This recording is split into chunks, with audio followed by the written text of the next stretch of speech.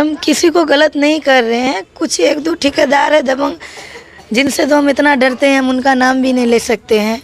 तो हम उन लोगों से हाथ जोड़ के अपील करते हैं कि हम आपका कुछ नहीं बिगाड़े हैं, मेरा जान बख्श दीजिए, मुझे जीना है अपनी बेटी के लिए, मुझे जीने दीजिए, मेरे ऊपर इतना गंदा लांछन मत लगाइए, मेरे मरे हुए बाप को कोई जिंदा ना करिए, जिंदा है तो सामने लाइए, कैमरे के सामने लाइए, मेरे बाप मर चुके उसका एविडेंस है मेरे पास, चलिए हम आपको डेथ सर्टिफिकेट तो दिखा ही रहे हैं। नमस्कार, आप देख रहे हैं मधेपुरा लाइव न्यूज़ और अभी हम पहुंचे हुए हैं नगमा के घर। जी हाँ, वही नगमा जो कुछ दिनों पूर्व झिटकिया से लगातार मशहूर हो रही थी, लेकिन हालात यूं बदलते चला गया और समाज धीरे धीरे इसके विपरीत होते चला गया और आज ये मधेपुरा के एक गुमनाम जगह जी रही है। क्यों जी रही है, क्या दुख है, क्या प्रॉब्लम हुआ, जबकि झिटकिया में आराम से उस जगह पर वो रह रही थी अपने घर में।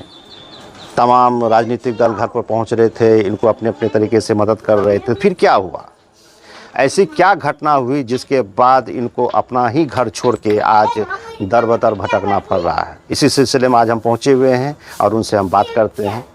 बताइए, आप अपने घर में रह रही थी और आज मधेपुरा के गुमनाम जगह पर आप जी रही हैं और टोटो चला के अपन जीवन बसर कर रही है, कैसा क्या हुआ?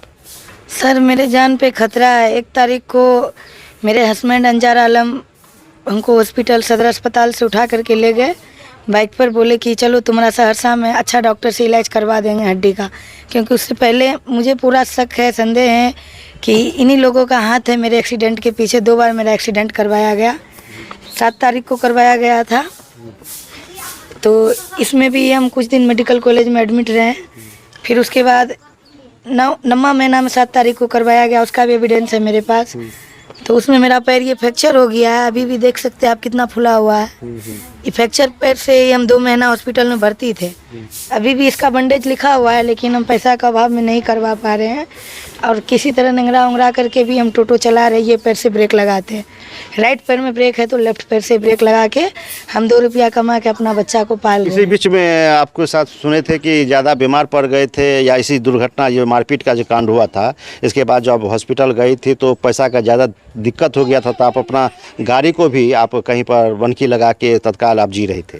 जी सर, हम अपना टोटो गिरवी लगा दिए थे बंधक, ताकि हम अपना इलाज करा सके, लेकिन हम इलाज भी नहीं करा पाए। अंजार आलम हमको फुसला करके ले गया पुल के नीचे, गुमटी पुला है मधेपुरा में बस स्टैंड के नीचे, जो उसमें बहुत सारे लोग देखे हैं, हज़ारों लोग देखे होंगे उसको मेरे साथ। और पुला के नीचे डायरेक्ट बाइक गिरा दी है, जहाँ कूड़ा कचरा फेंका जाता है, मछली बिकता है, और 100 फाइट हमको मारे हैं यहाँ। अभी भी हम पीड़ित हैं, न्यूरो सर्जन से दिखाने के लिए लिखा गया है। देखिए, ये हमको खाया भी नहीं जाता है, तो उसमें वो हमको पूरा मार के बेहोश कर दिया। आप पुल में हमको फेंकने वाला था, बिजधार में पुला के नीचे। कुछ पब्लिक कर देखे तो बोले, लेडीज के साथ तुम क्या कर रहे हो? तो उसने कहा, मैं तो इसे बचा रहा हूँ। बोला, कैसे बचा रहे हो तुम इसे? उसने कहा, ये सुसाइड करने जा रही थी, मैं इसे बचा रहा हूँ।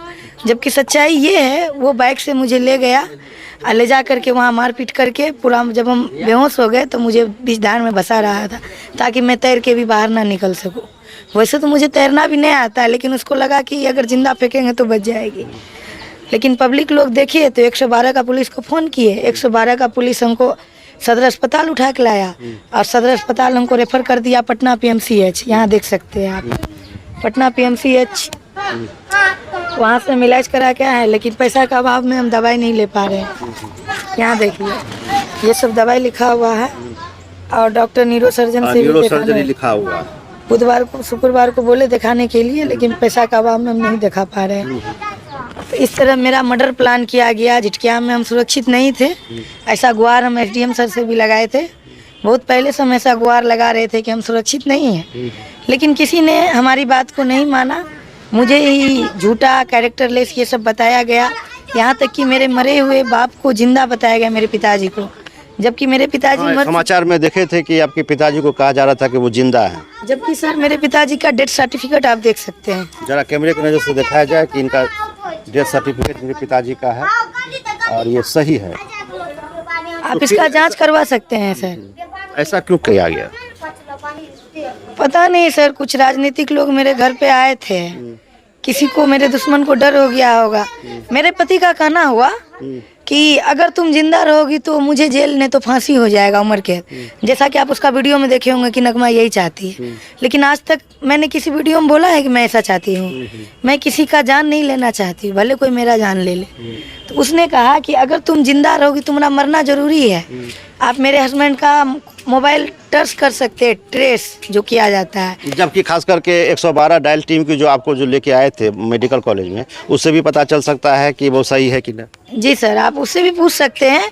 112 वाला को जब हम बोले मेरे पति मेरा मृत्यु प्लान कर रहे थे, मुझे पुल के नीचे मार के पुला में फंसा रहे थे, आपने उन्हें क्यों छोड़ दिया? तो उसका कहना हुआ, उसने कहा पति पत्नी का मैटर है, हम आपस में फरियाएंगे। तो मैंने कहा उसकी पत्नी तो रेहाना खातून है, जो जोरावरगंज चकमका की 11 नंबर वार्ड की, वो तो मुझे कब का छोड़ चुका है। ना ही मेरी बेटी को पहचानता है, ना ही मुझे पहचानता है। मेरे पति जब मुझे मारने के लिए ले गए पुल के नीचे, तो मैंने उससे ये भी क्वेश्चन किया कि आपने मीडिया में कहा ना मैं नगमा परवीन को रखूंगा और उसकी बेटी को भी रखूंगा, तो आप चलिए ना हमको घर लेकर के, आप नमक रोटी खिलाइएगा, हम रहेंगे। उसने कहा मैं तो इसलिए ऐसा कहा ताकि तुम्हारा मदद हो रहा था विदेश तक से, हम वो चीज़ को रुकवाने के लिए बोले, और वो सब चीज़ हम रुकवा दिए। तो आप तुम हमको कुछ नहीं कर सकती। हम बोले रुकवा के आपको क्या मिला? बोला कि रुकवा लिए, नहीं रुकवाते तो हमको जेल हो जाता, हमको उम्र कैद नहीं तो फांसी हो जाता। हम बोले कैसे फांसी हो जाता? बोला इतना राजनीतिक आदमी आपके घर पे आ रहा था, मीडिया वाला आ रहा था, तो सब मिल करके आप हमको फांसी दे देता, नहीं तो उम्र कैद दे देता, मीडिया वाला दे देता। हम बोले हम नहीं देने देते ना, आप कुछ भी है, भले बुरे, जैसे भी मेरे पति है। सुने हैं ना, पति देवता होता है, पति परमेश्वर होता है। आप मेरे परमेश्वर है, लेकिन उसका 3-4 लोग पहले से भी पुल के नीचे था, सब मिल करके उसको सपोर्ट किया। और उसका एक भाई भी था, सोना कुमार, मेरे हस्बैंड का, क्योंकि मेरी सास 3 शादी की है। एक शादी की है, सबसे पहला शादी मोहम्मद चुनमा से, दूसरा शादी मोहम्मद गामा से, अभी उसके आधार कार्ड पे पति का नाम मोहम्मद गामा है। तीसरा शादी कोर्ट मैरिज की है गुरुनाम सिंह सरदार जी के साथ, जो सर अभी यहाँ रह रहे हैं चकला में 13 नंबर वार्ड में। हम अपना अभी तीसरा ससुर, अभी जो वर्तमान में मेरे ससुर है सरदार जी, जिनके साथ अभी रह रही है, जिनका बेटा है सोना कुमार, उनसे भी हम आपको बयान दिलवा सकते हैं। उसने कहा कि मेरा एक पैर कब्र में है, अब मैं मरने वाला हूँ, तो मैं सच का साथ दूंगा। मेरी पत्नी मेरा आधार कार्ड में भी नाम नहीं दी है, ज़मीन में भी मेरा नाम नहीं दी है, केवाला में कहीं भी मेरा नाम नहीं है। मुझे एक रखेल की तरह मेरा पत्नी यूज कर रही है, जैसे कोई लड़का लड़की को यूज करता है, वैसे मेरी पत्नी हमको यूज की। अच्छा, इसके बाद जो चूंकि 112 के बाद फिर आप गए, इलाज कराए, हर चीज़ कराए, उसके बाद आप गाड़ी भी बंधक रख के आप थोड़ा दिन, उसके बाद उस पैसे से आप अपना इलाज कराएं। आप बंधक कराया, जो पैसा बचा मेरे पति उसको छीन के ले गए। अब गाड़ी को फिर से आप पुनः चला रहे हैं? नहीं, तो गाड़ी मान के चलिए मार्केट में था, मेरे नाम पे गाड़ी था, हम लिखे तो नहीं है ना थे किसी को। तो जब हम देखे 10 आदमी का प्रतिष्ठा जुड़ा हुआ है, गाड़ी 10 आदमी मिल के दिए हैं, तब तो हमको अपना शरीर का ब्लड बेच के भी गाड़ी छोड़ाना पड़ता, तो हम छोड़ाते। तो जितना मेरा रिलेशन रिश्तेदार था, जो एक आठ मम्मी का जेवर था, सब लगा करके हम फिर से गाड़ी बंधक छोड़ा ली। गाड़ी छोड़ा के 2 रुपया कमा के अपना बच्चा को पाल रहे हैं। अभी मेरा एक तरह से मेरा पूरा परिवार बीमार चल रहा है। मेरी मम्मी को ब्लड का कमी है बॉडी में, मेरा भी आप देख सकते हैं, देखिए वाइट हो गया है, देखिए।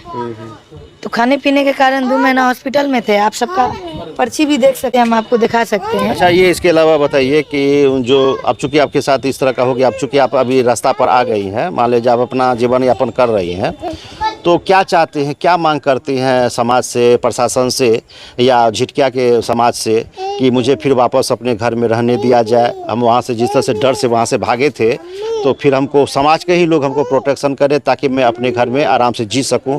क्या ऐसा तरह का मांग करते हैं? जी हाँ, हम ऐसा मांग करते हैं, हमको चैन से जीने दिया जाए। मेरी माँ जैसा भी ज़मीन था वहाँ रह रहे थे, चैन से रह रहे थे, लेकिन मेरे जान पे खतरा हो गया। 2 बार मेरा एक्सीडेंट कराया गया, एक बार झिटकिया में टेम्पू से, एक बार स्कॉर्पियो से मधेपुरा में शाम के समय। जब भी मेरा एक्सीडेंट कराया जाता है खाली गाड़ी में और सुनसान जगह पे, मुझे अंदाज़ा नहीं रहता है कोई मुझे ठोकर मारेगा और आके मार देता है। मैं अपना पैर भी गंवा चुकी हूँ, देख सकते हैं आप कि मेरा पैर भी जा चुका है, फिर भी मैं हिम्मत नहीं हारी हूँ। मैं मेहनत से 2 रुपया कमा रही हूँ।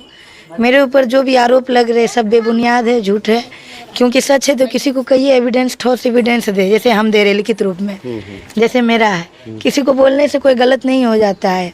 कोई किसी को गलत कह देगा, गलत आदमी को सर कोई गलत कहता ही नहीं है। गलत आदमी से सब कोई डरता है गलत हमेशा गरीब को ही बोला जाता है, जिसके पीठ पे कोई नहीं होता है, बेबस अबला नारी को, जैसे हम हैं लाचार। और मैं हिम्मत की थी, बहुत लोग मुझे सलाम कर रहे थे, सपोर्ट कर रहे थे, तो मेरा हिम्मत बढ़ रहा था। फिर भी आपने मेरे वीडियो में देखा होगा कि मुझे लग रहा था ये एक सपना की तरह है, क्योंकि मैं बहुत दिन से प्रताड़ित हो रही थी, बहुत सालों से। तो मुझे लग रहा था सपना तरह है कि आँख खुलेगा, ख़त्म हो जाएगा। देखिए आज सब कुछ ख़त्म हो गया। मैंने कुछ गलत नहीं कहा था। मैं एमए का परीक्षा दे रही थी, 2 पेपर मैंने दिया, 3 पेपर मेरा छूट गया क्योंकि मेरा एक्सीडेंट करा दिया गया। आप मेरा एडमिट कार्ड भी देख सकते हैं, एमए वाला एडमिट कार्ड भी आपके पास होगा तो सर। यही मांग करते हैं समाज से कि आपको फिर से वापस झिटकिया में रहने दिया जाए और वहाँ पर समाज के द्वारा आपको प्रोटेक्शन दिया जाए, ताकि जो भी हो, जो भी गलत हो या सही हो सकता है समाज के लिए ये कहा जा रहा हो कि आप गलत हैं, आपके अनुसार है कि समाज गलत है। तो इन सारी बातों को दरकिनार करके आप चाहते हैं कि समाज मुझे फिर से वहाँ पर रहने का मौका दे। सर हम किसी को गलत नहीं कर रहे हैं, कुछ 1-2 ठेकेदार है दबंग, जिनसे तो हम इतना डरते हैं, हम उनका नाम भी नहीं ले सकते हैं। तो हम उन लोगों से हाथ जोड़ के अपील करते हैं कि हम आपका कुछ नहीं बिगाड़े हैं, मेरा जान बख्श दीजिए, मुझे जीना है अपनी बेटी के लिए, मुझे जीने दीजिए। मेरे ऊपर इतना गंदा लांछन मत लगाइए, मेरे मरे हुए बाप को कोई जिंदा ना करिए, जिंदा है तो सामने लाइए, कैमरे के सामने लाइए। मेरे बाप मर चुके, उसका एविडेंस है मेरे पास, चलिए हम आपको डेथ सर्टिफिकेट तो दिखा ही रहे हैं।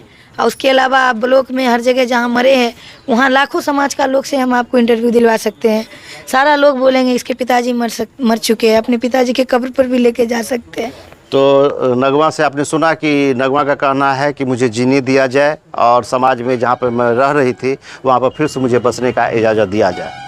तो चाहे गलती जिधर से भी हुआ हो, गलती माफ़ करना ही जो है इंसान का कर्तव्य होता है। तो ऐसे में इनको अगर आप सभी जो भी बुद्धिजीवी वर्ग हैं, जो समाज के रहनुमा हैं, जो समाज के बड़े व्यक्ति हैं, वो इनको अगर जो भी हो, आप इनको अगर माफ़ करके इनको अपनी जगह पर अगर रहने के लिए अगर आप इजाज़त दे देते हैं, या एक इतना लोगों का भला करते हैं समाज में, इतने लोगों को आप देखते हैं, एक छोटा सा ही कर दीजिएगा तो कम से कम उनका एक जीवन संवर जाएगा। ये अपने लिए अब नहीं जीना चाहती है। इनका कहना है कि मैं अपने आने वाले भविष्य अपने बच्चों के लिए जीना चाहती हूँ। मेरा जो था, जो हुआ सो हो गया, अब मैं ऊपर वाले पर उम्मीद छोड़ देती हूँ कि उनका जो फैसला हो अपना करेंगे।